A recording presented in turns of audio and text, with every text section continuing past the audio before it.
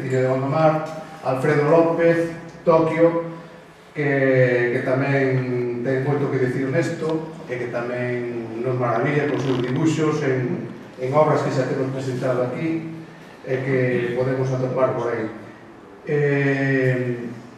Pedirvos disculpas se atopades algo de po ou alguna incomodidade no local porque estamos de obras esta mañán onde vos estades sentados, estaban os aparellos todos dos pintores, tivemos que recoller así a todo correr para que isto estuvese presentable para hoxe a tarde. Sin máis, dixemos con Alfredo que vai facer a presentación de Miguel Anxo. Grazas a todos. Bueno, boas tardes a todos e a todas. En primeiro lugar, agradecer ao IEN que tuvera esta boa idea, non a de chamarme a mí como presentador, non a de convidar a Miguel Anxo a poder contar con él para que nos conte o seu traballo. Agradecer tamén a súa presenza neste serán de Ardalén, felicitalo e agradecer esta obra recente que puidemos disfrutar, e os que aínda non a puidestes disfrutar, pois tendes ocasión. Vou facer unha pequena presentación, non é doado porque a obra de Miguel Anxo é bastante extensa, pero bueno, tratarei de facer así unha pequena revisión dos distintos traballos que ten feito. Trouxen aquí algunhas cousas, incluso por si queredes botarle unha visual. Bueno, despois de que inicia estudios de arquitectura, vamos a avisar que inicia, non? Ben, é perfecto. Pois, alá polo 79, comeza a facer públicos os seus deseños, que supoño iría facendo desde que tiña uso de razón, xa nos contará. Na revista Sofre, xunto con outros autores coñecidos, como San López Domínguez ou Fran Jaraba e outros máis. Posteriormente, no ano 82 ou 84, publica historias nas revistas que naquel momento eran punteiras, como Crepi, Comes Internacional, 1984, Fran 84, posteriormente en El Jueves, Cairo, Cimop. No ano 85 ve a luz o primeiro libro, que é Fragmentos de Enciclopedia Délfica, que é este, un pouco recopilatorio daquelas obras que foi publicando por partes. No 87 publica Estratos, que está aquí. Estratos é unha mirada crítica do presente, ten un prólogo de Xosé Luis Méndez Ferrín, e no prólogo xa Ferrín destaca que é unha obra cargada de crítica política na que dende unha perspectiva xeral e fantástica recolle unha esencia anticapitalista e antiimperialista. Bueno, isto último non, pero que efectivamente Ferrín fai mención deste mismo. Seguro que non me molesta Ferrín. A colaboración con Ferrín continúa despois ilustrando o retorno a Ataque en Acta no ano 87. Bueno, as fechas poden variar porque para facernos poden variar porque a mellor non son exactas as que eu digo, non? E logo, unha das características do seu traballo é que os estilos son moi diferentes, non? Posiblemente iso lle causou problemas cos editores no seu momento, pero dende logo para os lectores é algo impresionante poder coller unha obra e ver que diferencias, obviamente é o mismo autor, non? Hai sempre puntos en común, pero os estilos son ben diferentes, non? Despois publica outras obras como Cotidianía delirante, Manuel Montano, Crónicas incongruentes, Páxinas crepusculares ou Tanxencias. Eu teño aquí varias deles que podedes botar unha visual se queredes despois. Tanxencias, edición portuguesa, Mercadas nos Azores, tamén en español. Miguel Anxo ten unha enorme capacidade de traballo, a gran capacidade de traballo e a gran capacidade narrativa son as chaves do éxito da súa obra, sin desmerecer para nada a calidade da obra gráfica. A principios do 90 adica o seu esforzo de deseño de personaxes animados, como sabemos o Xabarín Club, nos Estados Unidos con Men in Black tamén. e recibe pois toda unha serie de premios, digamos, pola calidad da súa obra. No ano 95, por exemplo, recibe o premio Merlín ilustrando Perigo Vegetal, unha obra de Ramón Caride. Dende o ano 98 dirixe o Salón de Cómic Viñetas dentro do Atlántico, na Coruña, e ten pois tamén unha serie de libros ilustrados, a parte de banda deseñada, entre os que quero destacar pois Cando o mar foi polo rei de Manuel María, O centro do laberinto de Agustín Fernández Paz, ou Pedro e o Lobo, que é un conto popular de Prokofiev, que, bueno, a verdade é que é unha obra impresionante, non? A listaxe de premios é moi longa, recibiu premios nos salóns máis importantes de toda Europa, Porto, Ginebra, Barcelona, Angulén, e a partir de Trazo de Sif, que é este libro, o mar entrou nas súas veas. Así podemos comprobar como traballa en proxectos relacionados co mar, como o proxecto Neustón, dirixido por Pepe Pintado, que está aquí entre nós, onde ilustra. Este proxecto é moi interesante, voume a parar un pouquiño, porque a mellor na obra de Miguel Anxo é un punto e coma, un pequeniño paso, pero este proxecto é moi importante porque Pepe Pintado tuvo a grande idea de poñer en contacto científicos e creadores. Entón, os científicos lle pasaban o seu traballo aos creadores, e os creadores xeraban unha obra en relación con ese traballo. E Miguel Anxo pois ilustrou, fixo unha historia de banda deseñada sobre o Arquiteutis, que é a lura xigante, das investigacións feitas por Ángel Guerra. Hai que decir que Ángel Guerra é un especialista en cefalópodos, que traballa no sitio de investigacións mariñas, e xa levaba traballando en temas de calamares gigantes, pero o traballo acentuouse cando apareceron os calamares gigantes en Asturias. E iso apareceu porque un día, un sábado, ao mediodía, me chama Luis Laría de Cepesma, do grupo Cepesma, e me di que nunha pescadería de Sison hai un calamar xigante que xa está vendido, está ali exposto na pescadería, e xa o venderon. Entón, claro, eu me puse en contacto con Ángel Guerra, lle expliquei o tema, e claro, dixo, mira, que non o coma, porque aparte da cagarría que van a coller, pois iso pode ser tóxico, non? Entón, efectivamente, Luis Laría foi persoa por persoa, comprador por comprador, para tratar de recuperar o calamar xigante a anacos e tal. Bueno, e así un pouco iniciouse a investigación do calamar xigante de Asturias. Bueno, Trazo de Sif, que foi publicado no 93, afortunadamente podemos velo en galego tamén, agora, e no ano 2006 presenta De Profundis, que é unha película dibujada, está aquí o libro, e ten tamén o CD, é algo que non podes perder de coñecer. É unha película dibujada completamente con música por Miguel Anxo, claro está, con música de Nani García, e que se desenvolve no mar. Prácticamente non hai terra. E, sin duda, destacar a súa última obra, Ardalén, que unha das cousas moi favorecedoras é que foi publicada en galego simultaneamente o resto das linguas, non? Eso pois é un fito, prácticamente, na historia da banda deseñada do noso país, non? Entón, pois, hai un comentario que vou a ler que me gustou moito, que di que dende o seu rincón de Louvre traballa e proxecta a súa obra con todos os matices da máis esencial universalidade. Fantástico este comentario. Sí, é verdade, ten que ser verdade. E nada, finalmente decir que a CEMA nomeou a Miguel Anxo como socio de honra no ano 2012. Despois, ao final, Pablo, que é o tesoreiro da CEMA, fará a lectura dos argumentos, non? Arras Maior. Exactamente, socio de honra e Arras Maior.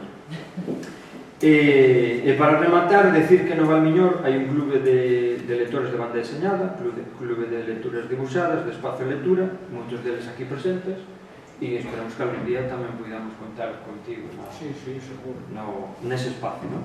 E xa, sin máis, deixamos paso con Miguel Anxo, que terá cousas máis importantes e máis interesantes que contar comigo. Bueno, moitísimas gracias, Tokio. de verdade, moitísimas gracias a todos os que estades aquí. Antes comentaba, pero cando chegamos, a miña idea é estaremos Tokio, Marta, os da asociación, porque teñen que abrir e xa, un pouco máis.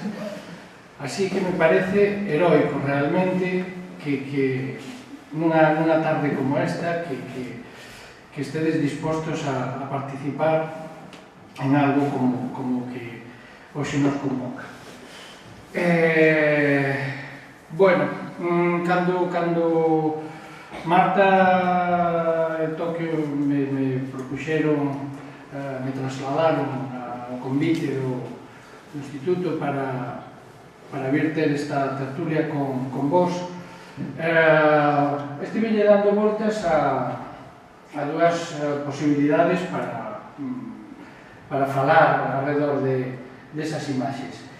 Unha era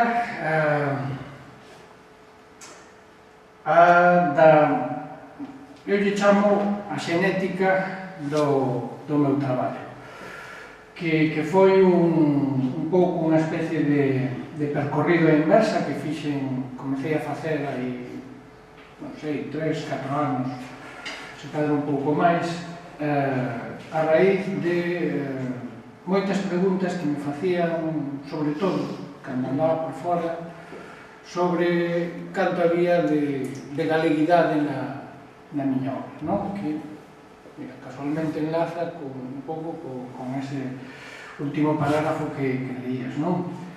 Que enlaza tamén cunha idea que Agustín Fernández Paz, amigo ben querido de moitos dos que estamos aquí, el sempre defende e expresa de xeito moi entusiasta, que el di que cando está escribindo, cando calquera de nós está facendo o seu traballo, o centro do mundo pasa por onde está. Se está en Vilalba, o centro do mundo pasa por Vilalba. A idea é moi entusiasmante, é certo. Quitarse un pouco de enriba a pacatería, non de pensar, estamos afastados dos grandes centros de decisión, de produción, da cultura, tal, non. Ainda que esteas no deserto do Gobi, pode ser que teñas algo que decir e que eso que digas que chegue a bon porto.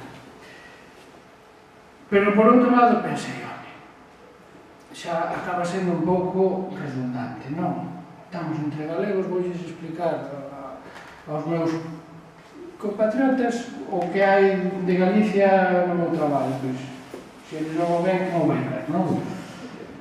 E ao final, pois, tirei pola vía máis simple, seguramente, que é prácticamente a que fixo Tokio, pois, de xeito un pouco máis demorado, sobre todo, vendo as imaxes, para que, pois, bueno, os que non coñezades o meu percorrido, tiñades así unha visión global, sobre todo porque, bueno, facendo este repaso, repasaremos tamén un pouco a través desa que foi a miña trayectoria, o que foi a propia evolución do medio aquí, para nós, para os autores galegos, e o que foi do propio medio, porque unha das cousas das que sempre, das poucas que teño claras, sempre que me preguntan, bueno, faz moitas cousas, faz animación, faz ilustración, pintas, tal, non sei que, bueno, pero se eu me tivera que quedar con algo para poñer no carné de identidade, eu desde logo diría que autor de banda deseñada, autor de cómic. Curiosamente, é imposible, porque nin siquiera os de Facenda, que para cobrar están ben dispostos, pero cando chegas ali a facer o IAE e empezas a decir, a ver, a que se dedica? Non, son autor de cómic. Empezan a buscar un tocho de teñas. Eso non está. Debuxar, non está. Vas baixando. A ver, ilustrador, non está. Bueno, durante anos, estive metido no epígrafe, era do circo, como era? Xuro bolo. Era espectáculos, non sei que, non sei canto, e actividades de entretenimento, e tal, e circo. Ai, bueno, Agora o epígrafe non vai moito máis alá, somos, non sei, actividades gráfico-visuais ou algo así. Ben, pois, se de algo estou orgulloso e presumo é de ser autor de banda deseñada, porque no seu momento, que foi durante aqueles anos meus de escola de arquitectura, eu descubrí moi tardíamente a banda deseñada, tiña xa 18, 19 anos, e foi realmente, pois, como se diría así, nun ramo do corazón, un flechazo.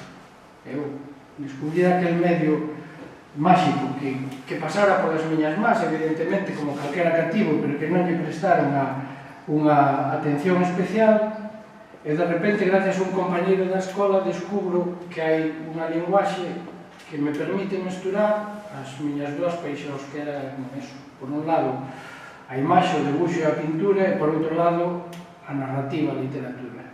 E que eso se xuntaba e daba algo completamente novo, que tiña unha gramática diferente, que tiña unha sintaxe propia e que, bueno, funcionaba dun xeito como eu non coñecera ata o momento nas outras linguaxes que manexaba. E, bueno, isto é unha viñeta dunha historia feita hai xa bastantes anos. Serviu de cartel para a primeira exposición, entre comiñas, serie de cómic que se fixo en España, que naqueles gobernos, pois xusto cando se puxo en marcha o Reina Sofía, que se transferiron os fondos do Museo de Arte Moderno Contemporáneo en Madrid, do vello museo, para o Reina Sofía. Entón, esta foi a última exposición que se fixo no Museo de Arte Contemporáneo, que se chamaba Unha historieta democrática. Éramos unha pesada de autores que comezáramos a nosa andaina xusto despois do proceso democrático. Bueno, iba a decir, é a miña mesa. É unha versión idealizada da miña mesa. A miña mesa era moi grande, era unha mesa de arquitecto. Despois chegou un momento en que decidín que era absurdo ter unha mesa tan grande para ao final traballar nese espacio, entón reducina máis ou menos a metade, pero o ecosistema sigue sendo o mesmo. Pero digo que é idealizado porque en realidade aquí alrededor das follas en branco vese espacio e na miña mesa de verdade non hai espacio. Está absolutamente todo acumulado hasta os mesmos bordes do papel.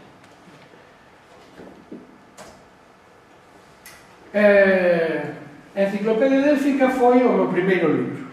Efectivamente, alá polo, sen as lupas, nin vexo a data, 80 e algo. 85 teño aquí. Sí, 84 e 85, sí. Bueno, as miñas lecturas eran, naquel momento, parte delas eran narrativa de anticipación, deso que chamamos ciencia ficción,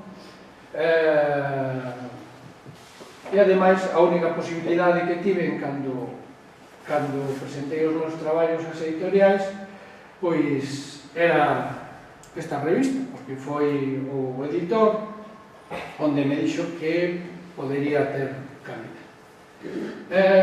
Tokio moito fala, pero xa na miña primeira historia saían os golfiños. A cousa ven de moi longe, ven de moi longe. E máis, o libro se chama Fragmentos de Enciclopedia Délfica, así que viña de moi atrás. E, efectivamente, estas cousas as descubres despois co tempo, porque, claro, mentras as estás facendo non o ves. Eu son, bueno, supoño que como tantísima xente, ao final froito de unha certa esquizofrenia, dunha certa duplicidade. Naqueles anos 60 do franquismo, ser artista era algo quasi pecaminoso.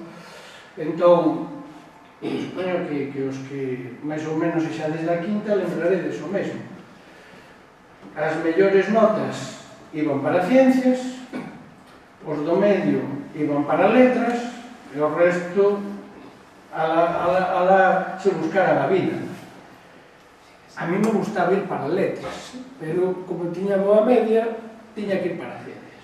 Pero o certo é que despois, unha vez collido, a miña formación é científica e eu levaba sempre un xermolo aí de científico, pero de científico romántico. É dicir, dos científicos de agora eu non funcionaba. Eu, con Pepe, sería incapaz.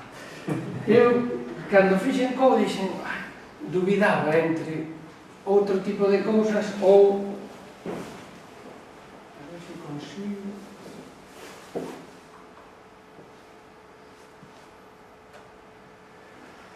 Eso ou bioloxía. E por fortuna, un profe de bioloxía que tive en Co precisamente dixome, mira Prado, porque daquela nos chamaban por apelido, mira Prado, ti non queres ser biólogo, ti o que queres é ser ou Gerald Darrell ou Félix Rodríguez da Fuente. O que queres é andar con bichos, andar todo o día por o monte. E iso non o fai un biólogo. Un biólogo o que está aí metido no laboratorio, non sei que, facendo estudios, e algún pica cá. Porque ti, no fondo, o que queres ser naturalista daqueles decimonónimos, tal, eso xa, bueno. E entón, acabei metido na arquitectura, durei 4 anos de mala maneira e acabei sempre. Pero, xa viades que eu, xa na miña primeira obra, acabo metendo simios, golfiños, árbores que pensan, bueno, aquilo era unha labara de Dios. Un planeta que pensaba tamén, un planeta que tiña conciencia, había de todo. E dali, despois daquela primeira incursión, eu quería, pois bueno, afastarme xa, se fora posible, da ciencia ficción e tal, pero o editor dixeme, mira, isto funcionou moi ben, agora cambiamos o nome da revista, tal, pasa, porque a revista chamagase en 1984, estábamos xa en 1985. Entón, bueno, haberá que cambiar o nome para unha revista de anticipación, tal, pero, a ver, home, fai outra historia para a revista nova, tal, non sei que, e fixen Estratos, que é este outro libro. Bueno, a outra era típico traballo de principiante en canto a ambición. O primeiro libro que faz, que vas contar? Os 10.000 anos da historia da humanidade. Eu collía, empezaba no século XX e chegaba ata o ano 10.000. A evolución da humanidade, non sei canto, unha loucura. E entón parece, dixen, bueno, vou tirar xa por algo un pouquiño máis concreto, tal, e xe, ademais, quero arrimarme ás miñas fontes, é dicir, da Europa, algo máis na liña de Orwell, de Huxley, tal, e, no fondo, tamén, pois, algo máis explícito a nivel, pois, eso, ideolóxico e ético. E fixen Estratos, das que estamos vendo agora nunha páxina,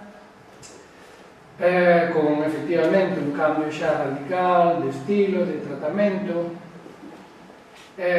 Cando o editor viu as páxinas, o primeiro que dixe foi, oi, que feo, uau, antes dibuixabas ben, pero agora isto é feísimo e tal, xa, pero que o tema é diferente, isto é moito máis duro en canto a, bueno, el rollo de clases sociais, non? Pois se chama Estrato, non sei que, bueno, vale, tal.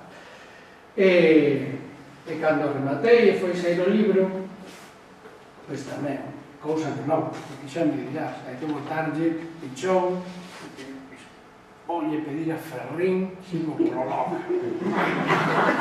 Aí queda esta. Para a miña sorpresa, Ferrín entusiasta. Caralludo!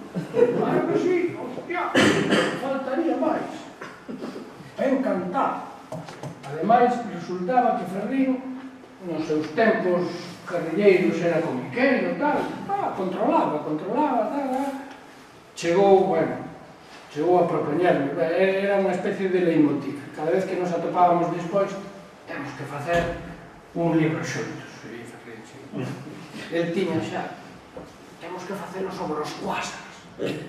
Vale, Ferrín. Pero me fixo un prólogo que eu choraba, claro, cando recibín. Ademais, tiña doble mérito, porque claro, como non había edición galega do libro, que saía directamente en castelán, Ferrín me fixo un prólogo en castelán, claro. E dixo, non vou dar para que mo traduzan tal, así que aí che vai escrito en castelán. E xa o colmo, o bucle foi, cando saiu hai 2 anos a edición galega, que te digo, Ferrín, temos o prólogo que está en castelán. Hostia! Era o que me faltaba, traducirme o agora o galego. Xa buscarás que go faga, que desde logo non o fago. Pois saiu despois editado en galego co prólogo de Ferrín, que debería ter escrito no seu momento en galego. E despois de Estratos, pois conseguín xa facer valer aqueles, pois, un pouco máis, casi 3 anos e pico de traballo, e bueno, agora quero cambiar de registro, quero ir a algo xa máis contemporáneo e tal, quero cambiar de revista, e bueno, xa fixera méritos, e incluso dixen, quero facer color. Claro, hoxe en día todo xa en color, pero en aquel momento, que parece que estamos falando do Pleistoceno, pero era eso xa nos anos 90, as páxinas de cor ainda eran as páxinas de luxo, non? E eran as reservadas para Corben, para Juan Jiménez, para as estrelas. Pero me dixo, bueno, veña, vamos probar, fai unha historia tamén.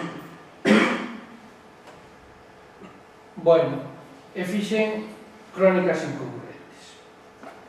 En Crónicas incongruentes, bueno, non sei se vedes, bueno, deformaba as caras, os ollos non respetaban. Bueno, facía un pouco así timidamente plantexamentos relativamente cubistas da figura, as perspectivas, os edificios se tambaleaban, se montaban, era outro xeito de construir. E aquí xa, cando recibiu isto o editor, dixo, hostia, o anterior era feo, pero este xa, os ollos están descolocados, as casas se moven, pero ti non fixeche arquitectura, pero de todo onde vamos ir, e xa me anunciou, tú ten, xa me dixo, mira, isto vai ser na revista, porque xa o teño diagramado, tal, e sería un Cristo agora cambiar todo isto, pero isto non xo publico eu en libro, vamos, nin drogado. Bueno, que lle vamos facer? A historia se fixo, e por primeira vez, nalgúnas destas, en concreto, esta dos cans, é unha historia autobiográfica. Descubrín as potencialidades psiquiátricas que pode ter, claro, despois entendín os xornalistas estes, os que fan columna así, diaria ou semanal, hostia, claro, eso é genial, o que aforras en psiquiatra é porque botas por aí, isto dos casos que foi tal cual. Aquel ainda vivíamos no centro da cidade, en Coruña, en pleno Juan Flores, tal. Alguén, supoño, perto de Paco Vázquez, debeu ter a idea clarividente e dixo, para solucionar as cagadas dos cans pola rúa, vamos coller nos sumidoiros, pola rúa tal, vamos pintar un cadeliño amarelo así, un simboliño que quere dicir que aí onde teñen que facer as súas necesidades os cans e tal. E efectivamente, empezaron a pintar cadelos por toda a Coruña e tal, non sei. E un día baixo de casa e tal, e hai ali un grupo de propietarios de casa, cada un co seu, uns pequeniños, outros máis grandes, outros menos tal, eles latricado, e había a 1 metro un sumidoiro daqueles co can amarelo pintado, eles ali falando e de repente o máis grande do grupo, lumbo! Eu paso ao lado e digo, joder, tes aí o sumidoiro, que desde logo, Ai, miña nai, un fixe. Primeiro tipo, revirouse todo. Eu pago os meus impostos, que veñan os da limpeza a limpar si queren, non teño que limpar, non? Pero claro, cando o tipo se creceu comigo, o can reaccionou tamén, empezou hostia, pero detrás do can todos os outros son máis pequenos, que son os máis felloneros. Dixe, hostia, vou acabar eu aquí comido polos cans en pleno Panflores na Coruña. Entón, claro, eu saín ileso daqueles, fora, tal. Pero, cando fixen a historia, dixen, isto, claro, hai que leválo ás últimas consecuencias e tal. E quedei tan a gusto cando vin publicado, dixen, bueno, polo menos saquei a espiniña de dentro. E ademais me pagan, porque eso tamén é un bálsamo, é dicir, pasáchelo mal, pero despois sacas unha rendibilidade. Bueno, tamén, ten boa vida. Esta, a dos árbitros. Igual, algún de vos o lemos. Houve un equipo de baloncesto, eu creo que era o Breogán de Lugo, que chegou a xogar algo, unha final ou de Copa do Rei ou da Liga ou algo tal, e perdeu. En Lugo, perdeu. E a cousa foise de mal de tal xeito que saíra o alcalde, que non lembro quen era, o mesmo día dicindo que iba a convocar, efectivamente convocou o luns un pleno municipal para declarar persoas non gratas aos árbitros do partido. E así foi. Eu estaba escoitando aquilo na radio, sentindo vergonza galega, non? Estamos aí en todos os medios de comunicación porque o alcalde de Lugo declara persoas non gratas aos árbitros do... Entón, fixen outra historia, tamén. Todas estas despois, claro, por un lado, ten de bon que funcionan de válvula, pero despois acarrean enemistades, porque atopaste con xente que di, ai, xente, moi listillo, tal, non sei que. Os dos cans, empecé a ter fama de que lles tiña xenreiro os cans e tal. Non, eu teño cans, tiven desde que cuiden, pero non os poño a cagar, bueno, estas cosas. Con isto, a xente estaba convencida de que eu odiaba o deporte, que menosprezaba a xente que lle gustaba o deporte, cosas así. E entón cambiei de bola, visto que aquel editor non estaba disposto a editar o libro, pois marchei, cambiei de editorial e, bueno, entrei xa nunha etapa moito máis confortable, onde o novo editor xa non poñía en cuestión o que eu facía. Montana foi unha colaboración peculiar. O personaxe é dun guionista de Radio 3. Eu, bueno, que traballaba moito durante as noites, escoitaba Radio 3 e 3 tras 3 era un programa así de madrugada. Era unha especie de caixón desastre onde cabía de todo e facían unhas dramatizacións que eles chamaban microguindas que tiñan personaxes absolutamente surrealistas. Este tal Montano era un detective privado, pero un detective privado absolutamente miserable. Os casos dele era averiguar quen roubaba as bombillas do portal da casa, cousas así polo estilo. Malvivía cunha lata de sardiñas e unha cervexa. Pero era absolutamente onírico, era unha cousa, e Nano Luna, ademais, cando remataba de contarme o que acontecía, o que era acción, de cando en vez largábase uns parágrafos de texto poético que eran preciosos.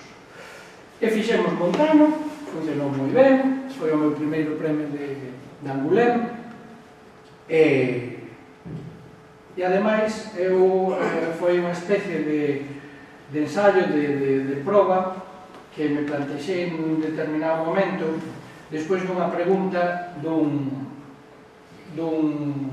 xornalista. Me dixo, bueno, leva xa 7 anos prácticamente, 6 anos traballando sempre con historias túas e tal, por que iso? Porque realmente é unha opción que tes clara ou é porque non eres quen de debuxar o que outro escribe? Eu decía, non, formación miña, persoal. Pero bueno, son desas cousas que che quedan no miolo e despois, claro, o de debuxante de cómic ten o seu intríngulis, porque un libro, pois, o que igual agora me desminte, espero que non, pero mínimo leva un ano, facelo, mínimo, non? Un destes de 54 páxinas.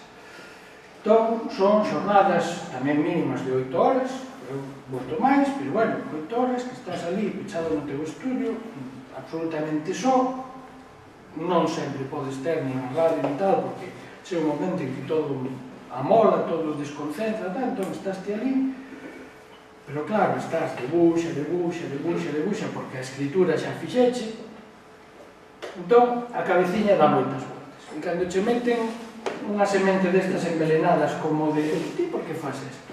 Estás en volta, non? Chega un momento en que dubides. Eu empecé a decir, por que fago? Realmente será porque son incapaz de debuxar o que outros escriben. Entón, foi cando pensei que esta era a opción. Vin que era capaz, que podía debuxar o que outros escribiran, pero vin tamén que era parella infiel. Eu estaba debuxando con absoluta felicidade porque me levaba moi ben con Nano, de feito foi unha relación que despois xa quedou convertida en amizade e que mantivemos ata hoxe en día e tal, pero cando xa pasado o ecuador do libro eu xa necesitaba, empezaba, pois estaba debuxando e collía media oriña para min e escribía as miñas cousas, empezaba a fazer tal, que necesitaba cambiar de polo. Entón, unha cousa é ser infiel contigo mesmo e cambiar, digamos, de libro en libro, pero claro, é máis feo facelo cun amigo, non? Eso de en teoría estar traballando en Montano e no fondo estar pensando en outro libro teu e tal, entón, cando rematei, expliquei e dixo, mira, eu é que agora necesito cambiar de aires, tal, ele entendeu perfectamente, de feito para ele isto do cómic era un divertimento, pero os editores, que Tokio dicía efectivamente, eso de que lles cambiara de estilo, de temática, tal, non lles iba nada. E cando o editor viu que había un personaxe, que había tal, pensou, habemos serie. Os editores adoran as series. Pero todos, os editores de cómic, por suposto, pero os editores de narrativa tamén. Se ti tes a triloxía Millennium, caralludo, porque son 3 que vas vender e se empezan a aparecer os 20 que deixou Larson sin publicar ali metidos nun baúl, mellor todavía. Entón, cando viron que había personaxe, agora falas outro Montano, non, agora vou cambiar tal, bueno, pero faz un, outro distinto, pero despois facemos outro Montano, non creo, pois non o fixe. Pero a verdade é que pasei non moi ben mentre o facía. E inmediatamente despois comecei a colaborar con Jueves. Foi tamén unha cousa extraña, un día recibí unha chamada do que era por aquel entón director do Jueves, de Jim, que me dixo, home, Milanxo, tal, conhecemos o que faz en cómic, en banda deseñada, tal, gustaríanos que fixeras unha colaboración así no Jueves. E me dixo, eu non sei facer humor. Como que non sabes facer humor? Crónicas incongruentes, e non, eso, a ironía e tal, estes galegos xa empezamos, tal, bueno, pois fai ironía, fai o que queira, fai eso que a mí xa me vale, bueno, vale. E entón, eso sí que foi, isto foi, pois eso, como si me becara, como, porque aí sí que xa din saída, pero ceibe a todas eses. Isto sí que o 99% son ou autobiográficas, ou que lle pasou a un amigo, ou a un familiar, é sempre inmediato, todo, prácticamente todo. Teño que confesar, non direi cales, en moitas delas, efectivamente, o meu papel era de víctima, pero hai unhas cantas nas que o malo fun eu. Entón era tamén un xeito de expiación. Eu que tive unha colexio de curas, non había moitas máis posibilidades nos anos 60, Despois, bueno, fume librando do abrigo, pero esa necesidade de expiación sempre a temos, arrastramos ese pouso xudeo-cristiano e dixo, isto é macanudo para expiar os pecados. Foi a serie de cotidianidade delirante. O compromiso era, cando me dixeron, unha colaboración semanal, partíme de risa, miña nai, semanal, imposible. Bueno, mensual, pois vale, mensual. Tiña que facer 3 páxinas mensuais. 3 páxinas, bueno, tiña que facer, digamos, complementariamente coas outras cousas que eu iba facendo. Nunca cheguei a cumplir a periodicidade mensual, pero bueno, un mes e unha semana, alguna vez, pois, chegaba a recortar casi un mes, e botei unha chea de anos, De feito, ao final, saiu un libro integral que ten unha chea de páxinas. Foron, en total, eu creo que casi 60 historias. E xa digo, están trufadas, pois eso, de situacións cotidianas, e o que facía era aquela fórmula daquela primeira dos cans. Coller a situación cotidiana e, ao final, darlle unha voltiña máis de tuerca e levar aquela situación absurda que se producía pois a un desenlace que fora evidentemente traumático, non? E que, inda que fora botando unha gargallada, que o lector lle quedara o pouso de coño, sí, isto está sacado de madre, pero os turnos de 40 anos. Cando de repente te chegabas a Santiago, veías aquel, e dicías, hostia, se ainda non rematou a carreira, é que vamos, teñen que facer unha reforma na lei universitaria para meter unha carrera, non?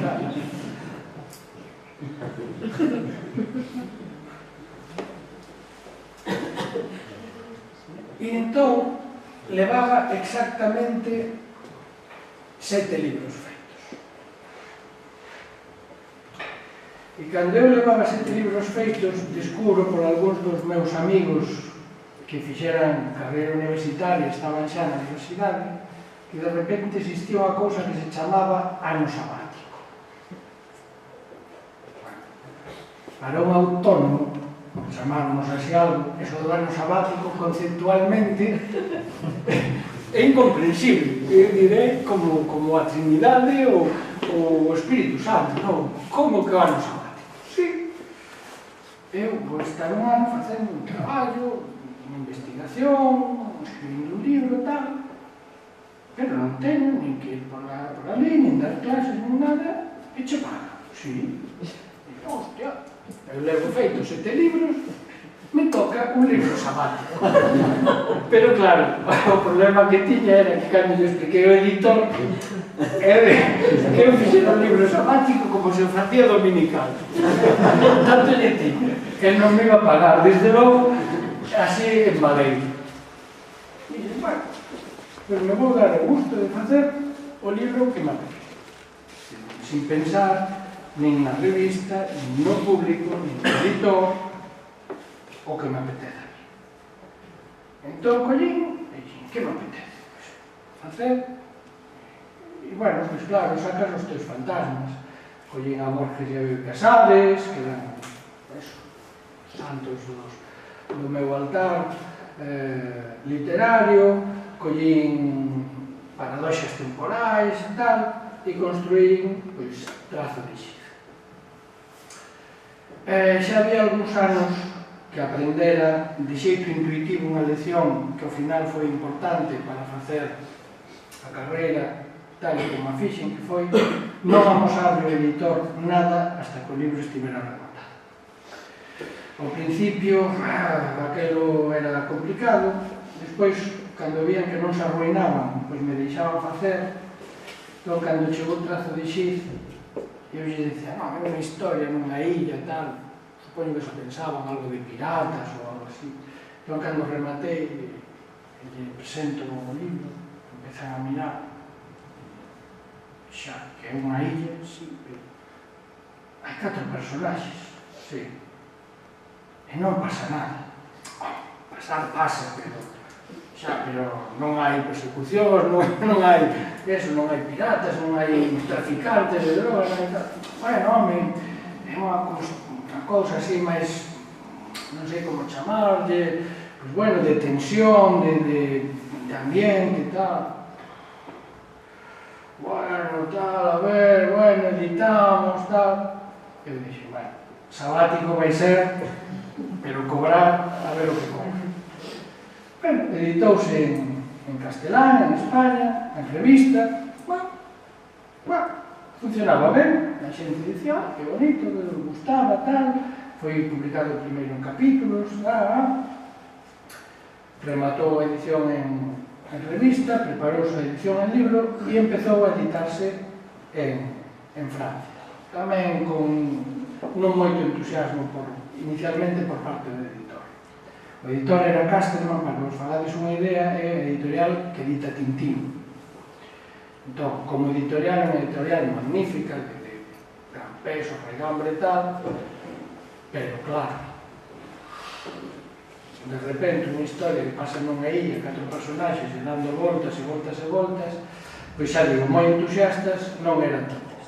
Pero empezaron a salir críticas moi boas, empezaron a chegar premios, levou o premio da Muller, outra vez, bueno, levou, é do único que presumo, digamos, poña así cara un pouco de pau para que non me dea vergoña, pero eu creo que os premios que había en Europa foi nos levando todos, tal, e para min foi como se me deran unha especie de pasaporte destes diplomáticos, porque a partir de aí foi como se os editores dixeran, bueno, ricos non nos imos facer, porque, bueno, tal, pero os libros deste funcionan, inda que cada vez nos trae unha cousa diferente e non podemos nin planificar nin nada, e cada vez son máis raros e tal, pero funcionan e teñen lectores fixos. Eu presumo de ser o que abriu, non sei se hai un premio Guinness para eso ou que, pero o concepto dentro do cómic de como chamar, de lectores de autor, é dicir, os lectores que eu iba tendo non agardaban un personaxe, non agardaban unha serie, agardaban o seguinte libro de Prado. E o libro funcionaba ben, se publicara onde se publicara.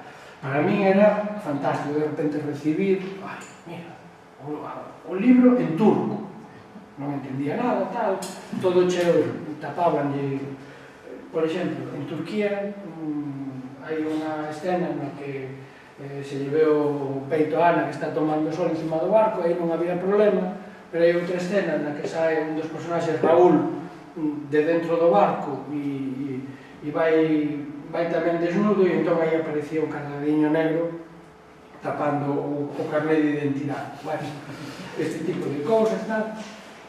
E era fantástico, e aí empezaba e era cando Agustín me decía eso de cando estamos facendo o que facemos, o centro do mundo pasa por onde estamos, porque de repente pensaba que un finés, que un turco, que un coreano entenda e participe e entre na proposta que sempre é un libro, unha historia, unha narración, ten algo de máxico.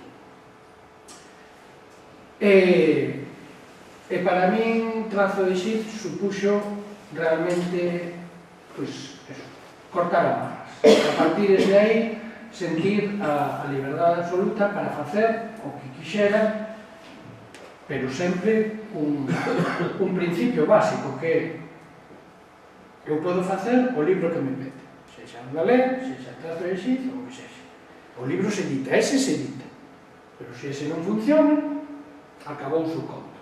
É dicir, o seu perigo ten esa liberdade. Pero, por outro lado, recoñezo que é como premio gordo da lotería.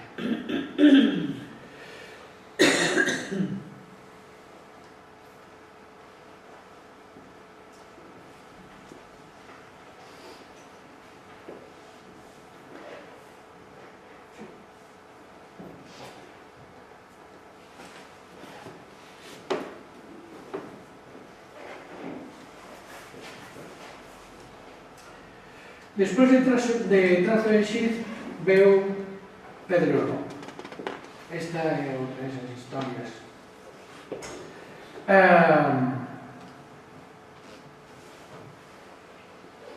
Eu nunca fixera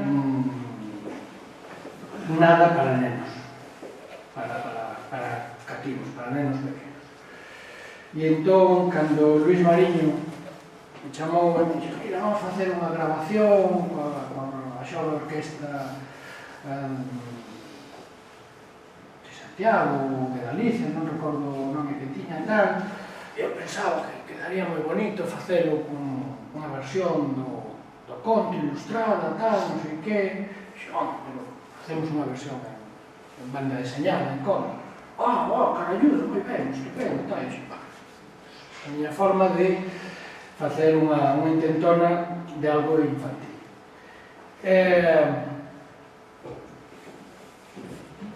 Anécdota. Luis Mariño, bueno, Xulián, coñece e seguramente máis persoas aquí. Luis era todo un personaxe. Entón, eu empezo a traballar con conto, con Pedro Lobo, e nun determinado momento se me acende a luceciña e digo, collo o teléfono, Luis, mira, isto de Pedro Lobo, os dereitos como están? Nada! Non hai problema. Isto é un conto popular. Vale, ti estás seguro, non? Home, claro que é un conto popular, pero mira, digoche máis, se non fora un conto popular, como a Unión Soviética xa está disolta, estes dereitos son xa de dominio público, pero aparte que non hai... bueno, ti eso contrólalo, non? Por suposto, non, home, non hai problema, fixemos. Eles gravaron, fixose o CD, publicouse o disco, co libro, Pedro Lobo, versión en cómic, por Miguel Anxo Prado, tal... Bueno, xa está desvelo. O experimento como infantil non funciona. Aí descubrín que eu non era precisamente autor infantil, cando menos de cómic naquel momento. Despois algo aprendí. Pero funcionou como os trens eléctricos. É dicir, os nenos deseo non lles gustaba, pero os tíos e os pais e tal, sí, entón compraban Pedro Lobo para os sobrinhos ou os fillos ou tal, porque lles gustaba a eles. Entón, funcionou ben. Vale, remátase a historia, tal, publicase en castelán tamén, e daquela xa, isto estaba montado, e empeza o chorreo das edicións internacionais, e os primeiros, os franceses. Publican os franceses, e me chega carta de Castro. Estimado Miguel Anxo, temos unha demanda xudicial por parte dos herdeiros de Prokofiev que piden a retirada inmediata do libro e danos en prexuicios. Chamo a Luis. Luis, me cago. Pero que tal? Eso xa puede, nada, non te preocupes. Como non te preocupes? Ti non tens que pagar aquí as costas destas. Que vai? Por favor. Xa falo eu cos da consellería e que o gabinete xurídico che van de tal. Non chegaba nada. Luis, non sei, pero... Ao final falo con Senén. Mira, Senén... Senén, con Senén. Miguel Anxo, non, mira, isto non... É que, non, aí Luis... Bueno, nós, claro, nos deixamos ir, pero non... Vai ser que non, nós xa de feito, xa retiramos o libro, xa o temos guardado, non sei que, e non, xa de paso dixen, xa ver, para a grabación, porque se o conto non está autorizado, a música, non, bueno, isto, claro, como é unha xa orquestra, non, e bueno, xa tampouco vai ser daqui, nada, tal, retiraron, pero claro, eu os libros xa non ponía. Aí claro, a visión máis axustada foi a do meu axente, a do meu representante, que dixo, queren basta. Non te preocupes, non hai nin retirada de libro, nin nada. Efectivamente. Chegaron os abogados e dixeron o 50% dos dereitos. Bueno, pois ben, que lle vamos facer? Non había marxe de negociación, acabouse o problema. Eu pensei que iban dicir, cambiou o final, porque o final da obra de Prokofiev, o lobo non o matan os cazadores e o leva para un zoolóxico, que naquele momento era unha solución realmente progresista, tal. Claro, a finais do século XX, eso xa era máis dubidoso, entón a mí pareceume máis didáctico que Pedro representase un pouco esa actitude pois ambivalente que tantas veces temos, non? Que con lado da boca decimos que hai que respetar e defender a natureza e por outro, pois enseguida nos esquecemos do asunto, non? A este Pedro, desta versión de Pedro Lobo, é o que lle sucede. En principio, moitos arrepinte de que finalmente, pola súa culpa, o lobo morra, pero en canto entra na aldea a recibir os vítores e os aplausos, xa se esquece de aquel arrepentimento e a fachenda de sentirse admirado, pois é máis potente que a mágoa polo lobo morto. E así seguiu correndo, é dicir, o libro sigue sendo publicado e os herdeiros de Prokofiev, con todo o dereito, por suposto, reciben o 50% dos dereitos de autor. E si, temos unha amiga experta en cuentística popular que estivo durante 15 días peneirando absolutamente toda a bibliografía vida por haber, que ela tamén de principio dixo, ten todos os elementos da cuentística popular, o abo, o bosque, o lobo. E ao final chama de, mira, hai do lobo co bosque, do abo co lobo, do neno co bosque, pero do lobo, do abo, do bosque e tal, é dicir, o conto de Pedro Lobo é de Prokofiev. Bueno, pois hai que joder. Pois era de Prokofiev. E entón empezaron a chegar propostas ás 3 da madrugada, que non sei por que chegan a esas horas. Un día só no teléfono, un mexicano, Prado, sí, diga, Prado el dibujante, el autor de cómic, sí, sí. Ah, qué bueno. Bueno, soy un admirador y tal. Yo es que tengo una amiga que es escritora. Eu xa pensaba, moi miña nai, os escritores, os amigos dos escritores, que tengo un libro. A ver, ainda por riba mexicano, non? Sí, porque tal. Bueno, yo le dije que eso, que el autor idóneo, que sería usted, que sería bueno, que bueno, y ella, que le haría mucha ilusión, y le enseñé trazos de tiza, y yo, pues gracias, tal, eu con ganas de decir, son as 3 aquí, pero entón de repente o mexicano empeza a decir, bueno, es que yo también vengo del mundo de la imagen y tal, bueno, hago mis dibujitos, pero bueno, no soy un pinche, no, yo hago cine y tal, bueno, qué bueno, tal, sí, hice una peli, se pasó en España, no sé, se llama Cronos, hostia, es Guillermo del Toro. ¡Ay, sí, la viste! Sí, hostia, me gustó mucho, Guillermo, de verdad. ¡Ay, qué bueno! Ya nos empezamos a motear. ¡Ah, pinche güey, qué bueno, tal! ¡Ah, pues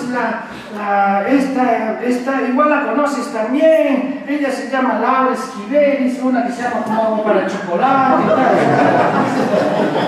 Lo primero que pensé, joder, esto iba acá para oculto. Ese regalo me están vacilando hasta esta madrugada y tal. A ver, mira, esto lo dice. Sí, efectivamente. cousa estaba, chamoume, Laura Esquivel, pois mira, unha novela que quero facer, e quero que leve unha parte que sexa en imaxes, e tal, e tumba. Aquel que me empezou a mí a pesar moito, e acordeime de Montano, tal, e dixen, mira, claro, isto, polo que me contas, vai a ser un traballo longo, sí, bueno, claro, tal. Mira, eu penso que sería mellor que buscaras outra persoa, pero que Guillermo di que non, a mí tamén me gusta moito, que faz, as cores, tal. Entón, botou o engado irresistible, dixo, mira, eu convido a vir 15 días a México. Ti ves a México 15 días, me deixas que eu che conte a historia e que eu intente convencerche. Si despois dos 15 días eu non che convencí, dámonos un bico, ti volves para Europa e tan amigos. Bueno, sento así, e a la fun.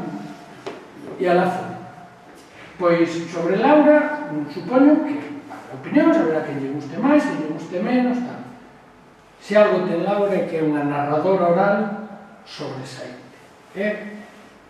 Ten ese engado, ten a xente que sabe contar historias oralmente, foi recibirme no aeroporto, vale, imos xantar, tal, bueno, pois, no medio do xantar eu levaba unha hora embobado sin comer o que tiña diante, contándome ela a historia da novela. A historia da novela era, ao principio xa era fascinante. É unha historia de amor que se desenvolve desde a conquista de Cortés hasta o ano 3000, me parece, ou 2300, unha cousa así. Como? A través de reencarnacións sucesivas. ¡Buah, que chulada! Non sei que.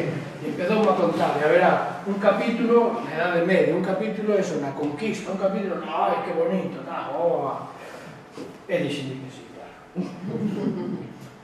Foi magnífico, foi magnífico. Ela me dixo como quería traballar, e dixen, ti me dis que o que queres que pase. Como non iba a haber diálogos, que son simplemente imaxes, o que eu contaba en imaxes eran unha especie de soños que tiñan certos personaxes da novela. Entón, o que se vía nas imaxes non se contaba no texto. Entón ela, nada, en 4 liñas me dicía, pasa isto, isto e isto. E eu contaba en 8 páxinas, que era cada capítulo dos meus, aquel anaco de historia como eu quería. Só houve un momento conflictivo, que non está aquí, por suposto, que foi xusto no capítulo que transcurre na Edade Media, que o señor feudal está, como vedes, isto foi o máximo que lle concedí a Laura.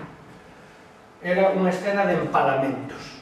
Foi a única vez que eu non fun quen de dibuixar algo. Sinto moito, Laura, pero eu non son quen de dibuixar un home empalado. E, de feito, hai unha escena, despois de moitas loitas con ela quería velo desde abaixo, o sangue baixando polo pau e tal, e non, fago un picado, vense desde arriba e o máximo. Bueno, pero a a ningún se lle vai ver sair o pau ni nada. Bueno, vale. Foi a única parte así un tanto traumática do proceso, pero o resto foi maravilloso. O libro, Laura tivo a idea fora de tempo. Si fora hai 4 ou 5 anos, isto teria funcionado moito mellor, porque iba cun CD, con música, entón realmente era unha idea interactiva que naquel momento non había aínda nin tecnoloxía para xuntar todo nun único contedor, nin siquiera unha distribución. Con decirvos que Estados Unidos tivo que facerse a distribución do libro en librerías, e o libro levaba un vale, e co vale o comprador tiña que ir a unha tenda de discos a recoller o disco de música, porque as dúas canles de distribución non admitían, é dicir, que os discos saísen en librerías ou que os libros, e entón tiveron esa distribución absolutamente demencial. Despois daquelo fixen Tanxencias, que son historias de desamor, historias nas que se chega, se asiste sempre ao momento final no que unha parella que levou vivindo un determinado tempo esa historia sentimental se afastan e separan os seus percorridos, de aí o título, Tanxencias. Tamén curiosa experiencia editorial, unha editorial francesa que levaba moito tempo pedindo un libro meu e tal, e, bueno, chegado un momento, fixeron unha oferta a alza para ter os dereitos deste libro, foron eles os editores, e de repente, un bo día, me chega a casa os meus exemplares de autor, nin probas, nin imprenta, nin nada, e onde o libro se chamou en todo o mundo Tanxencias ou equivalente, de repente en Francia se ha editado como Veneno de Muller.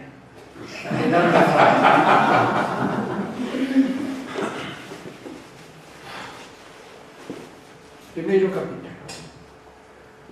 Unha historia que se chama, que ademais foi un dos meus fracasos, porque a historia tiña intención irónica de todo o mundo. Creo que identifiquei 2 lectores que o entenderon irónicamente. O resto do mundo entendeu como tal, como tal historia. Bueno, o título era Demorado crepúsculo de outubro. Si es rimbombante e tal, non sei que. Amor flamenco.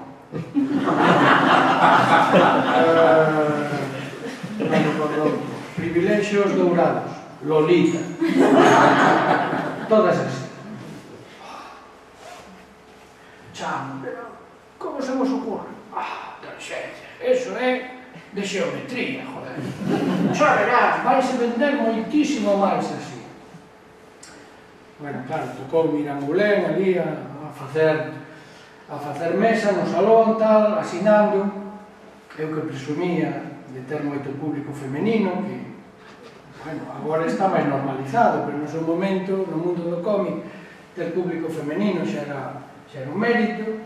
Veixo a fila, unha chea de mulleres, todas chegaban.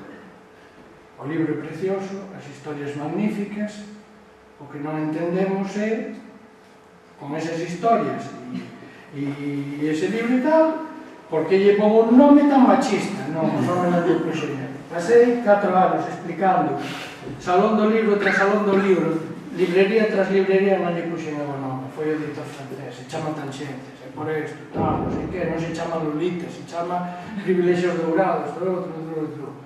Bueno, eu creo que non perdín moitas despois de todas as explicacións, pero desde logo costou o meu traballo manter a todas aquelas lectoras.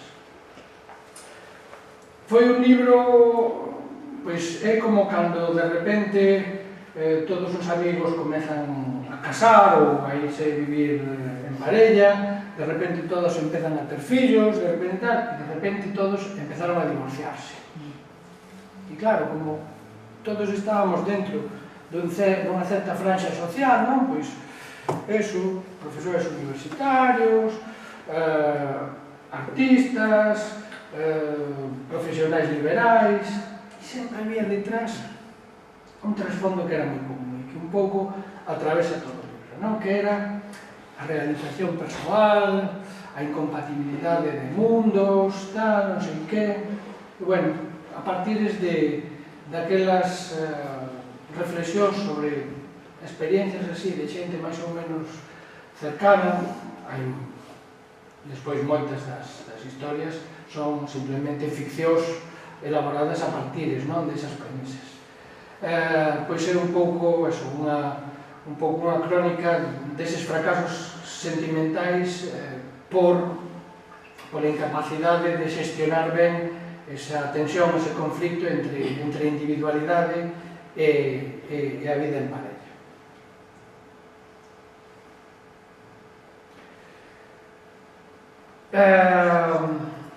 Bueno, está mal colocado cronolóxicamente, pero dá o mesmo.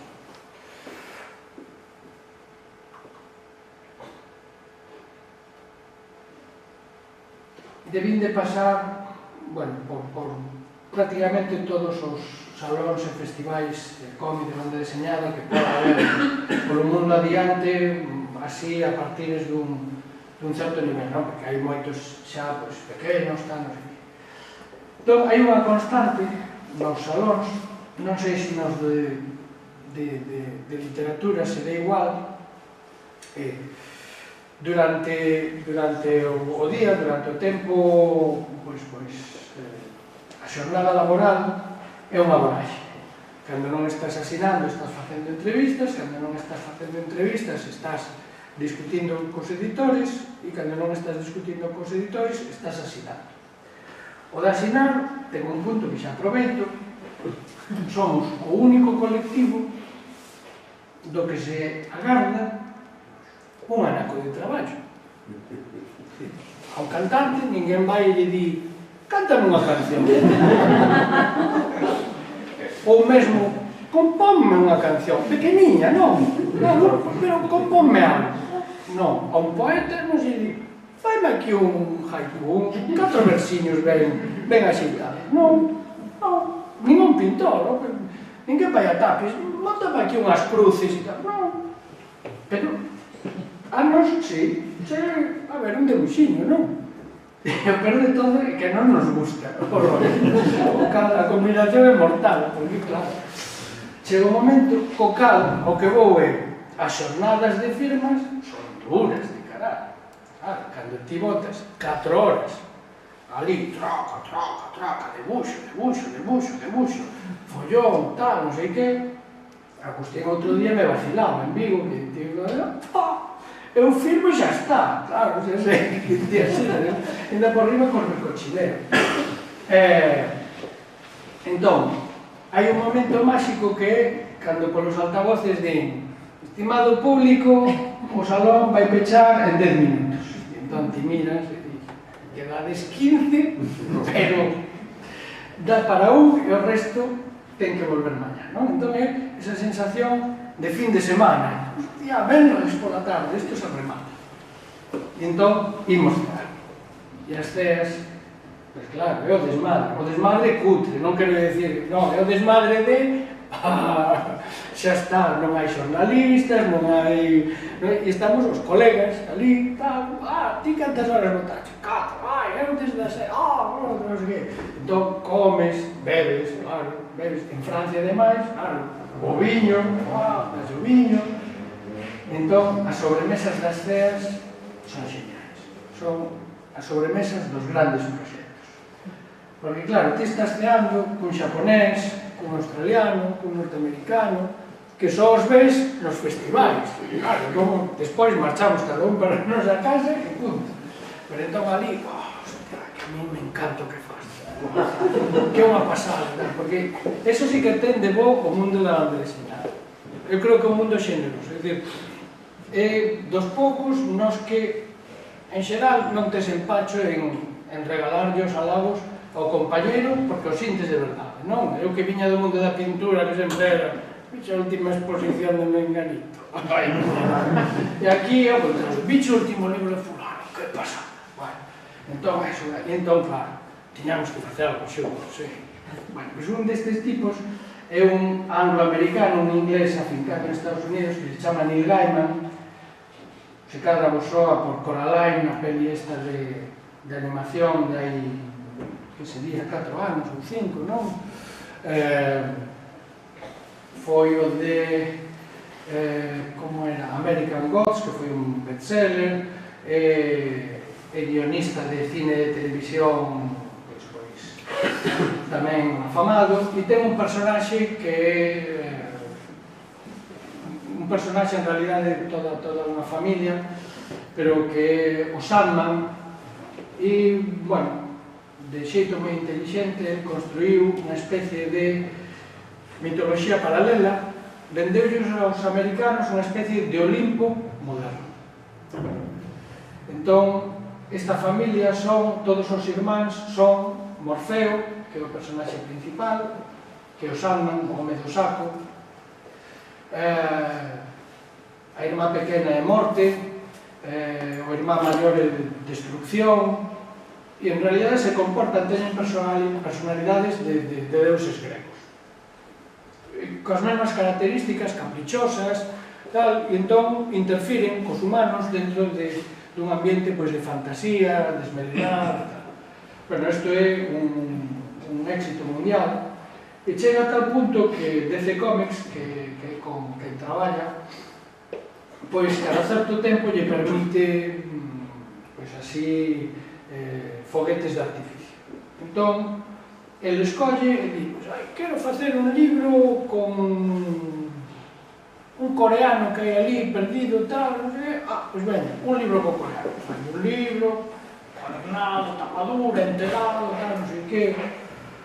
E de repente, non sei por que era, que facía X anos ou tal, e dixo, quero facer unha especie de antoloxía, un libro así, digamos, seminal da historia de Sandman. Entón, un pouco de onde xurde toda a historia da familia, de onde xurde ele.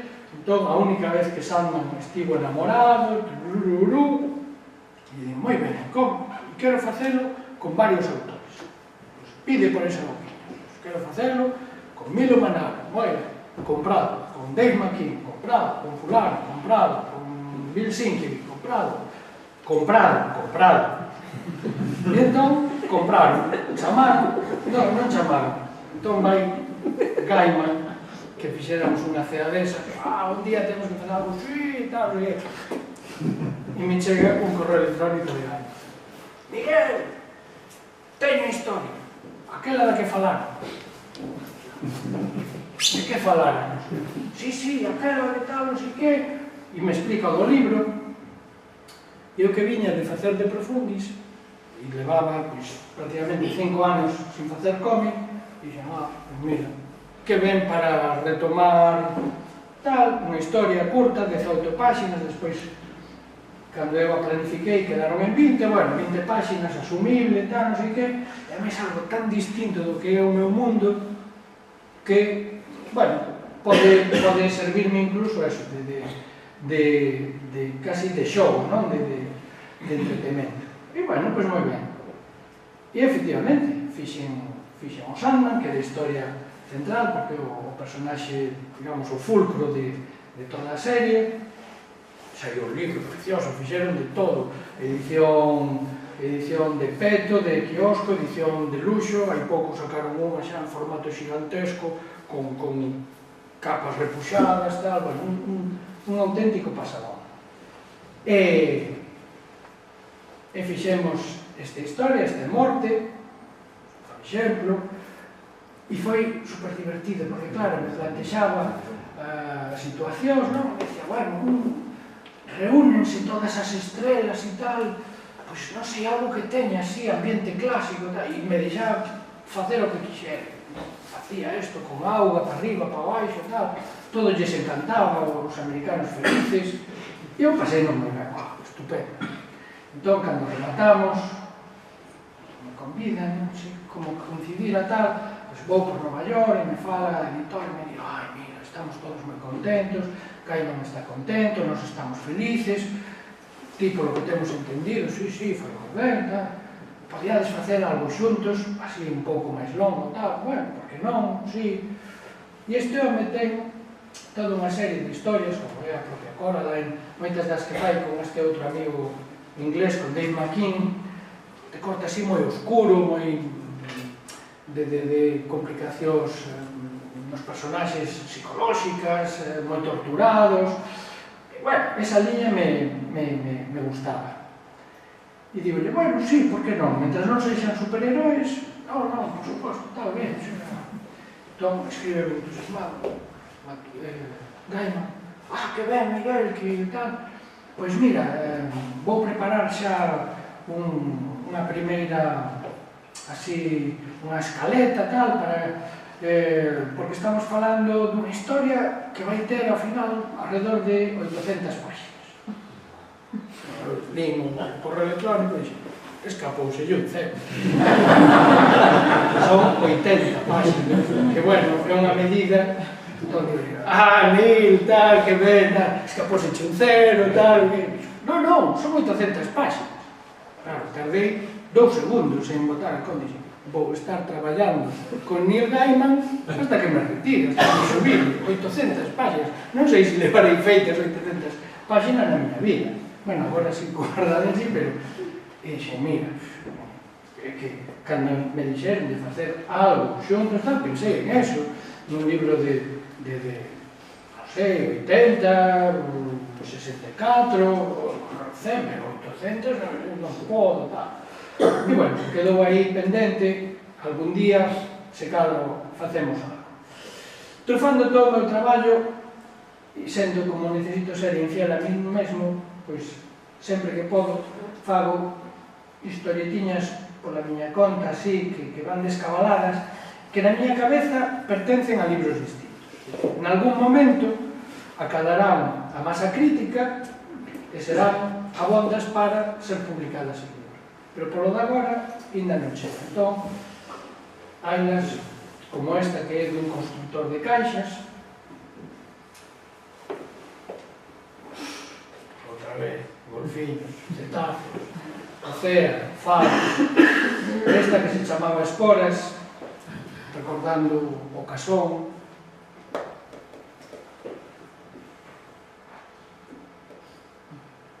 De aquí saíron cousas de Profundis. Pero isto foi anos antes. Que macho. Isto era Naufraxios sobre a Coruña. Esta historia fixen cando Paco Vázquez, ao que lle teño a nivel persoal unha certa estima, porque é lector de cómic e foi dos poucos políticos que durante moito tempo recoñecían que eran lectores de cómic, non lles daba vergonza, e gracias a él se fixo o Viñetas desde o Atlántico, o Salón da Coruña, pero a él non lle gustaban os barcos pesqueiros dentro do porto de Coruña, porque cheiraban a peixe. Entón acabou botando os barcos pesqueiros fora da cidade. No seu lugar están os portos deportivos. Eu fixera esta historia para defender a permanencia dos barcos na cidade, que serviu de pouco, pero bueno, polo menos foi a perrencha, non? E tamén dar unha satisfacción, polo menos, de dicir que a mí non me gustaba ele. Unha homenaxe a Moebius,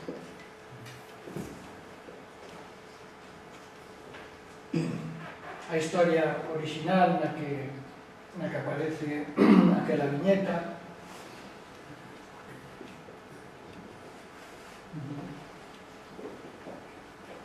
Unha historia de infancia. Cada unha destas, xa digo, son en algún momento libros distintos. Esta ten un título, chamarase Os merlos alabarados, pero ainda non ten masa crítica. Estas son historias, este é tamén outro capítulo divertido. Na Semana Negra de Xixón, que é sobre novela negra, hai un infiltrado, un dos directores, que é o encargado da sección de cómic. Entón, en teoría, da Semana Negra debería haber cómic, pois eso, cómic policíaco, de serie negra. Pero como tampouco hai tanto, el o que fai é pois inventarse un tema cada ano. Entón, nos propón así a amigos e a colegas e tal, pois facer unha historietiña curta sobre ese tema. Entón, nada, nos paga unha miseria, pero é divertido porque nos convida, nos vemos ali todos, tal. E, de repente, cando me di conta, pois levo feita xa, pois como 3 ou 4, e os temas son sempre moi ocorrentes. Este, por exemplo, foi un ano que xa me diredes, Semana Negra de Xixón, sobre Negra. Pois vamos, este ano o tema é a República de Beima. Hostia, a República de Beima. Pois claro, recordo de cando a historia tal, sí, pois foi entre guerras, claro, tal, empeza a ler, que conteúdo da República de Beima. Pero sempre hai cousa. Entón, empezas a ver todo o que se foi cocendo na República de Weimar en aqueles anos en Alemania, nos que queimaban os marcos porque valían menos que a leña para as estufas, entón queimaban billetes de marcos e tal. E hai un personaxe que é Anita Werber, que é unha tipa que naqueles anos era artista conceptual. Entón, era unha cousa entre danzarina e actriz e tal, e facía unha especie de striptease así, cabareteiros, pero cun punto perverso e extraño e tal, e de repente resulta que fai un par de pelis con o de Dr. Mabuse, tal, o director, con Fritz Lang, e entón Dr. Mabuse é este actor, que non recordo agora o nome, pero é o actor que facía de Dr. Mabuse e tal. A muller do actor acaba deixando ao actor índose con Fritz Lang, porque se lía co director. Polo medio andaba un tipo de bigotiño e flequillo que se chamaba Adolfo e que estaba montando un grupiño nada. E entón, cando empezo a xuntar as pezas, digo, hostia, o Dr. Mabuse e Adolfo.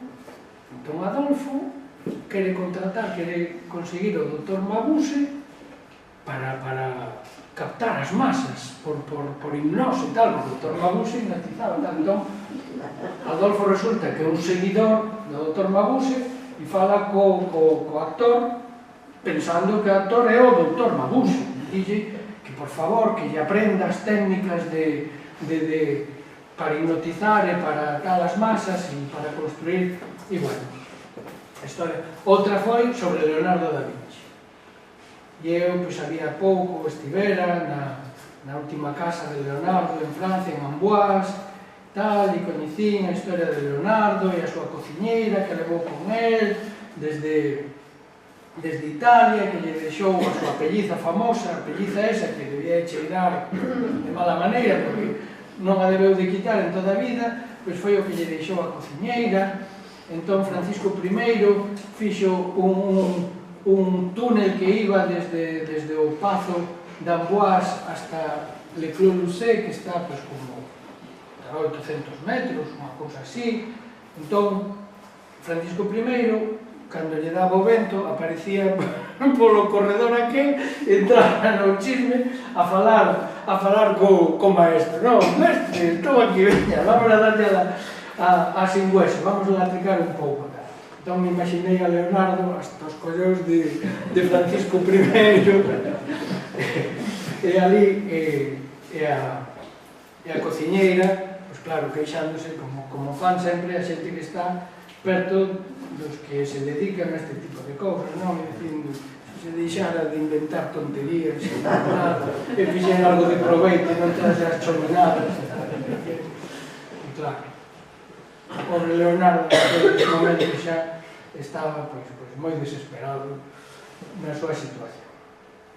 E dentro de esas cousiñas así soltas, pois chega, como ben dicía Toque antes, a proposta de Pepe Pintado para participar no proxecto Monstro. Entón, me contas os temas que quedaban en da libre, tal vez, hostia, calamares gigantes, o que xa levaba tropecentos anos metido no fondo do mar, digo, pa min, caralludo. E cando empezo a ler toda a bibliografía, todo o que Ángel Guerra me empeza a pasar e tal, digo, isto de inventar historias está chupado. Un calamar xigante, xa, e que temos aí, al lado, en Asturias, posiblemente por aquí, algún podan chegar a ver, tal, non sei que, pero bueno, nesas cimas asturianas, os amigos de Repsol son os que os fan aflorar con certas probas, tal. Ai, aquí aguantaba. Bueno, pois efectivamente, o sangue da lura pois ten os seus componentes, entre outras cousas é rica, creo, lembrar en isto que estufa tanto. É que eu para os nomes teño problemas. Exemplo. Non, que se utiliza de limpador e tal. Amoníaco. Ten amoníaco, verdad? Penso, tal, non sei que. E de feito, a tinta, en concreto do Arquiteutis, ten unha parte venenosa. E por tanto, podese extraer un extracto venenoso, efectivamente. Entón me imagino, pois eso, un tipo dos que xa me atopei máis de un. De feito, este mesmo personaxe, non pescador, pero si do interior, xa sae nunha historia de cotidianía delirante desas autobiográficas, vivida con, se cada algún daqui coñece, un poeta e profesor universitario en Santiago de literatura, Arturo Casas, paseando con eles polos Ancares arriba, tal, unha corredora destas, tal, un día magnífico, e ali nos, que cousa, que precioso isto, hostia, e vamos subindo e pillamos un paisano, boina, tal, non sei que vai subimos con aquela corredora. Entón, bueno, eu para eso teño máis intuición, Arturo menos. Don Arturo empeza a socializar. Bos días! Hola, bos días. Da gusto hoxe, Sí, da gusto. Subindo. Que así, verdade, todo é aquí, ningún eucalipto, os carballos, estes castiñeiros, as urcis, tal, Sí, verdade. Eu xa dixe, Arturiño, cala, Arturo sigue, entón, de repente o paisano pensa, sí, este é unha maravilla. Digo cheo que é magnífico. Ter que subir estes 3 kilómetros todos os días cando baixas a fonda aí abaixo a Cervantes. Bueno, claro, sí. E agora, bueno, pero no inverno, está isto tan bonito. Toda a corredoira enlamada, unha cousa, e eu vexo que o tipo empeza a subir o tono, o volume. Sí, caralludo, e cando te pos enfermo, e estás ali arriba, e son as 4 da madrugada, e sabes que o médico máis perto está a 20 kilómetros alá e non sei onde. Cojonudo! Sí, este é moi bonito de Dios. Para vos, os que vides aquí de fin de semana, tal, non sei que, agarrando a Arturo quédate atrás, deixe ir o paisano, tal. Por que tal? Porque este hostia, porque non sei que, porque nós tamén pagamos impostos. Efectivamente, conseguimos deixar ir o paisano. Bueno, quedamos por aquí, hasta logo, tal. Sí, home, sí, quedade, tal. Pero entón, imaginei, o tipo pescando ali tamén no seu recuncho, tal, non sei que, e chega un biólogo destes visionarios, que estamos os calamares gigantes, isto vai ser a hostia, xa verá, vai se encher, van vir os turistas, van vir tal, e o tipo di, me cago, tío.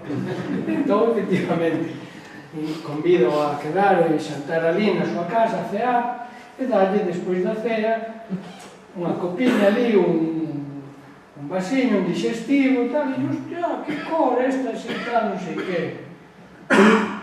E, bueno, non conto final, pero podedes imaginar como remata a historia. De profundis, eu de cando en vez teño ideas así destas que ninguén me manda e me meto só. E digo, bueno, xa fixen 2 series de debuxos animados, traballei máis, tal. Como vamos de tempo? Fatal, pois non, remato, xa. Pero isto... Hostia. Conta esta historia, non? E que outra chamada destas de madrugada? Eu fixen Men in Black, como antes contaba. Men in Black, pois, Era, pois, esa serie de debuxos animados da peli esa con Will Smith, Tommy Lee Jones e tal, esta especie de polis da CIA dos alienígenas, tal. Entón, fixemos a serie de debuxos animados ao mesmo tempo que se facía a primeira película. E bueno, pasamos alá, fixemos, creo, 6 meses foron Los Ángeles, tal. Chegado o momento, chamei ao meu axente e dixen, mira no contrato, que non tocho así, se hai alguna cláusula que se cara se lles olvidou, no que eu este obrigado a estar aquí nos Ángeles. Como se lles iba esquecer eso. Tímido. Pensaba, hostia, pois non hai ninguna, claro.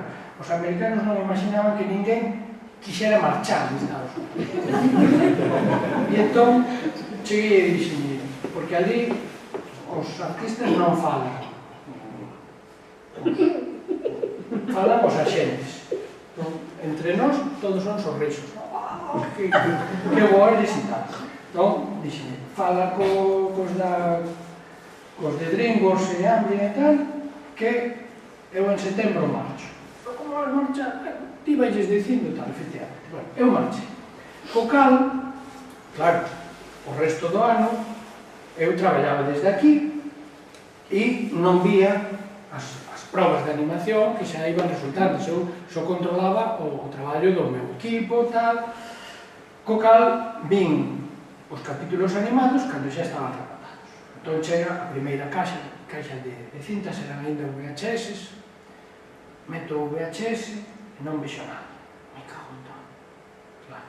En NTSC, que é o sistema americano, chamo, mira, que aquí é palo. Ai, tal, bueno. Vale, unha semana máis a reunión.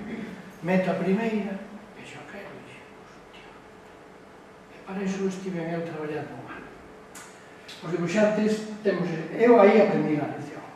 Nos parece que facemos moito máis do que facemos agora. Entón eu vi aqueles debuxos, eses non son os meus debuxos. Tanto rollo, tanto europeo traballando e tal, e despois fa o que lles peta, porque isto non se parece en nada ao que eu fixen, tal. Bueno, empecé a despotricar, mandei emails, mandei correos, parece mentira, tal, isto non ten calidad, non me contestaban. E outro día, estes da madrugada, sempre, claro, o mexicano. Miguel, sí, soy Guillermo. Guillermo, ¿dónde estás? Estoy en Nueva York. Ay, qué bueno, tal. Qué bueno, estaba aquí en el hotel y tal, y puse la tele y estaban poniendo unos monitos, eran monitos, a veces muchos animados. Y según los vi, cuando los vi, y dije, ¡ay, pinches gringos! ¡Que le plagian al Prado! Pero después ya vi que los créditos, no, son tuyos, ¡ay, qué bueno! Están buenos, están... ¡Qué bien! Guillermo, pero... Ya, ti que coñeces o que eu fago realmente, crees que es... Está muy bien, está genial, muy bien, muy bien. Bueno, ao cabo de 15 días tamén, un amigo tal, facendo un congreso, tamén, que estuve en un congreso e todos lo ven en el hotel, non sei que fa. Estaba en el hotel e vi unos dibujos animados, tal, eran teus, estás facendo? Sí, está... E sí, identificacho, eran teus, xa se notaba, tal... Bueno, vale. Pero a mí quedou mesmo, me dixen, algún día farei unha peli cos meus dibuixos. Eu farei os dibuixos, entón serán meus, e se están ben, estarán ben, se están mal, serán mal, pero os farei eu. Non os fará un chino ou un coreano, tal, non sei que. Entón dixen, pois vou facer, pois. E vou dibuixar eu todos os dibuixos. E vou pintar eu todos os dibuixos. Un a un. Bueno, botei 6 anos. 6 anos, todos. Os 2 últimos anos, teño a testemunha da muller, que é unha santa, como se dixe nestes casos, non me deu divorcio, non me deixou co can, porque, bueno, as xornadas eran de 14, 16 horas, non había sábados, non había domingos, non houve vacacións de verán, non... Nadal, fixen a cea de Nadal, a noite de ano non, o resto non. E, bueno, rematei a peli, se fixo a peli, E o que tivo de bo foi, quiteime a espiña. Realmente, fixen o que quería, como quería, tiven a sorte de atopar unha produtora executiva que non sei de onde atopou os cartos para facer unha peli que non ten diálogos, que só ten música, que non é debuxo animado, senón é pintura animada, co cal tal, e que transcurre toda no fondo do mar, bueno, moi ben, foi seleccionada en Berlín, foi seleccionada en San Sebastián, circulou por todo o mundo, e deu-nos moitísimas satisfaccións. A música de Nani García eu creo que é francamente magnífica, e cando rematei, o que pasou, o objetivo de bo asunto foi que dixe, bueno, despois desto, o último backup que fixen do ordenador de debuxos, porque tiña que terlo separado, o que era película, o que era debuxo e tal, tiña 10.000 debuxos feitos e pintados. E dixen, bueno, despois desto, fago o que sexa. Entón, tiña Ardalén, que era unha historia que eu supoñía que iba a ser gorda, e dixen, 256 páxinas. Bueno, isto é, nada, unha merenda. Efectivamente, isto sería incapaz de telo feito hai 10 anos, pero despois de facer de Profundis era como un chiste. E en Ardalén foi como outra especie de libro sabático. E xa rematamos, porque dixen, vou contar a historia que me apetece, como me apetece, transcurre en Galicia, no Alto dos Ancares, e é nos Ancares, pero van sair baleas outra vez, porque sí, porque quero eu, e vou pintar, e van ser páxinas pintadas. Foron 3 anos, pero 3 anos, que eso non se lle pode dicir aos editores, porque claro, entón, empezan a racanear cos dereitos, pero 3 anos de goce absoluto. De goce, pois bueno, de estar facendo a historia que quería, como quería, e cunha sensación e ademais de estar facendo, supoño que debe ser parecido ao que senta un deportista cando nota que o corpo lle responde en plenitude de facultades, non? Prescindindo do que fagas despois, de que che saia ou non che saia a pirueta, de que metas ou non metas o gol ou tal, pero esa sensación que tes de, bueno, as ferramentas as tenes, non? E iso é moi satisfactorio. E xa está. Me parece que vai quedar pouco espacio para todo.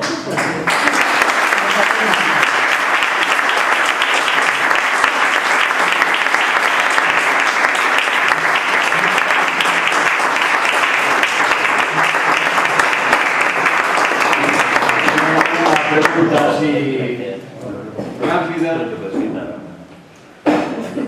Si non deixamoslle paso a Pablo que nos lea aquí os motivos de por que a CEMA,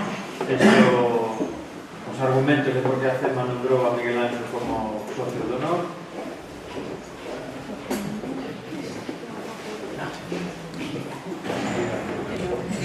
En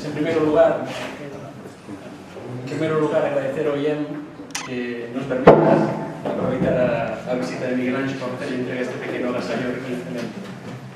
Ben querido Miguel Ángel Prado, a CEMA, coordinadora do estudo dos mamíferos mariños, que é unha organización non gubernamental de carácter ambiental e ámbito galego, os seus obxectivos son o estudo, divulgación e conservación das tartarugas e mamíferos mariños, ten o grande prazer de comunicarlle que na 41ª Asamblea, levada a cabo 11 de febreiro de 2012, no local social de Nigrán, en virtude do artigo 6 dos Estatutos da entidade, relativo aos socios e as socias, tomou a decisión, por unanimidade dos presentes, de nomear o socio de honra e arrogar maior. A decisión foi tomada como reconhecemento á repercusión do mar e dos cetáceos no seu labor de ilustrador e debuxante, o cal agradecemos e polo que o felicitamos. A través dos pincéis, da cor e das texturas que vostede imprime nas súas obras, impregnadas do salseiro do mar Ártaro e de outros imaginarios, consideramos que fai chegar o salitre do mar e dos seus habitantes até o corazón das persoas boas e generosas, o que entendemos facilita a nosa labor de divulgación ambiental neses corazóns xa conquistados. na nosa decisión tiveron moito peso os comentarios do Consello dos Arroaces, das vellas matronas que asgochan os fragmentos da enciclopedia délfica entre os seus pregues e os transmiten devagar e dosificadamente, as crianzas que ano a ano enfrontan a boca da ría cara ao océano. Con eles levan as lembranzas das malas experiencias cos humanos, mas tamén murmuran sobre as tonalidades verdes e azuis das profundidades nos seus lenzos, sobre os bocesos tomados ao pé do Orzán ou en cada recanto da costa. Tamén falan sobre aquelas pinceladas perdidas que foron para o mar, e con elas, os arroaces irán lonxe, máis alá da marola, e mañá quedarán como lembranza nun asubío, nun lene eco que traspasará os mares e quedará anotado nun recanto dunha página do libro segredo que nunca toparemos. Agardamos que acepte este ofrecemento que nos lle facemos coa nosa máxima ilusión. En nome das baleas, dos arroaces e dos asociados e asociadas de Remo.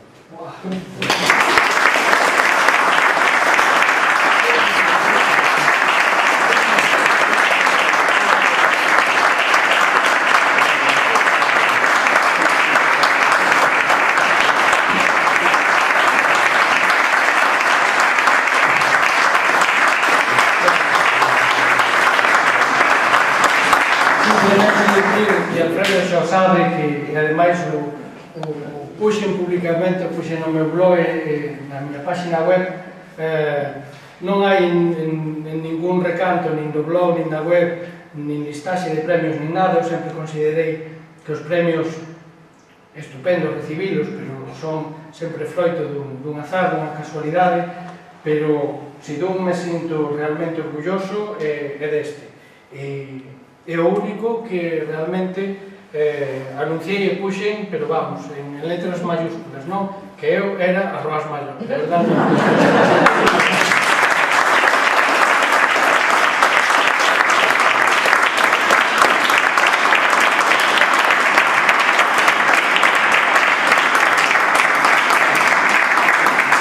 Se a xente necesita pechar, eu me fastidiaría se alguén quería que lle botara un rengo-rango no libro. Bueno, temos que conocer. Os que poden ser na cera. Deixamos a